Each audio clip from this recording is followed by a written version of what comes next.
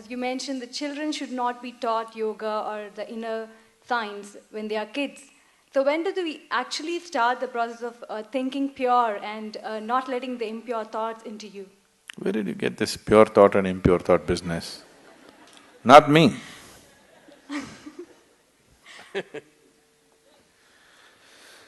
Thought, whatever kind of thought you have,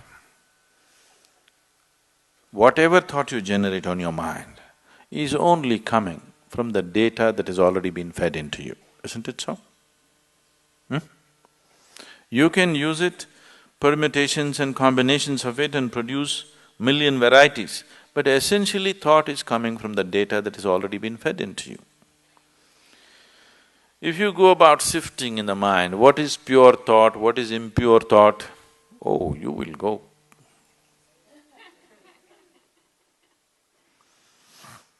And if you are trying to curb the impure thought and produce pure thought, you've finished.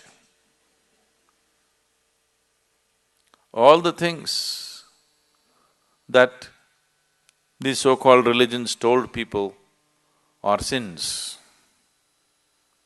they have become the full-time activity of human mind. If they had just left them alone, everybody according to his inclination would have gone where he has to go. Now it's not like that, it's painted in everybody's mind because they said, this is a sin, do not think about it. Endlessly they're thinking about it. They're not even as free as dogs and cats are, human beings. Simply because somebody put this idea that there's something pure and impure. Whatever impure things you learnt at the age of 25, I do not know. I have not come in touch with anything impure in the world yet. I don't know where you came in touch with all these impure things in 25 years. I have not seen anything impure in this world, have you? Have you seen something impure? I have not seen anything impure in this world. There are different kinds of people with different kinds of problems and limitations and nonsense. I don't think it's impure. Process of purification. In different stages of purity, I see people. And first of all, this idea of pure and impure is a very sick idea. There's just life around you. There's only life around you.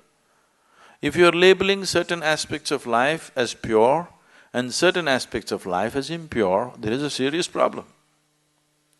I want you to understand this problem is far more serious than most people really look at. It is that serious. Right now, many religions and cultures on the planet have labeled the fundamental biology itself as impure. Yes? Yes or no? The basic biological processes themselves as impure. Sexuality is impure, a woman's menstrual cycles are impure. What the hell, you're born out of it, then you are also impure, everything in the world is impure, creation is impure. If you like that word, you can use it. But who are you to decide what is pure and impure? This is the way life is made, isn't it? It all depends on how you do what you do, isn't it? With how much awareness you approach it. The same things can become beautiful, the same things can become ugly, depending upon who is doing it and how he is doing it, isn't it so? Yes. Something as simple as eating. Eating can be a beautiful experience, not just for nourishment, even as an experience, it can be a beautiful experience. Somebody eats like this, you just look at that whack. Everything can be done like this, isn't it so? Who is doing it? How it is being done, that's what makes the difference. So this prejudice as to what is pure and impure has destroyed this humanity in such a bad way. Pure thoughts and impure thoughts, oh, if you sift through this, you're finished. All thoughts are just junk, okay? Essentially, they're coming from the limited experience of past. These thoughts are useful for your survival process. You picked up some amount of information, you want to survive in the world, this information is useful.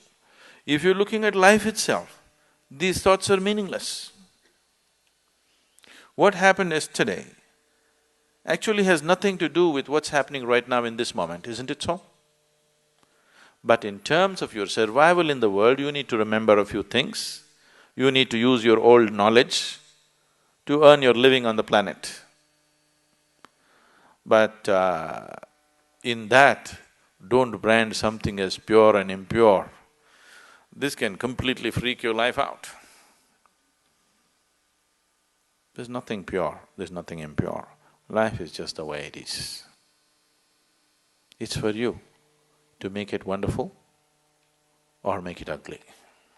Every aspect of your life. Yes?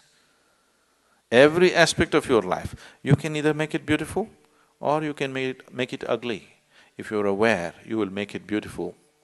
If you're doing things compulsively, you will make it ugly. Anything in your life, if you do it compulsively, it becomes ugly, isn't it so? If you do it consciously, it can be made beautiful, everything. From the smallest thing to the biggest thing, everything can be made beautiful if you do it consciously. And everything can be turned to an ugly mess if you do it compulsively.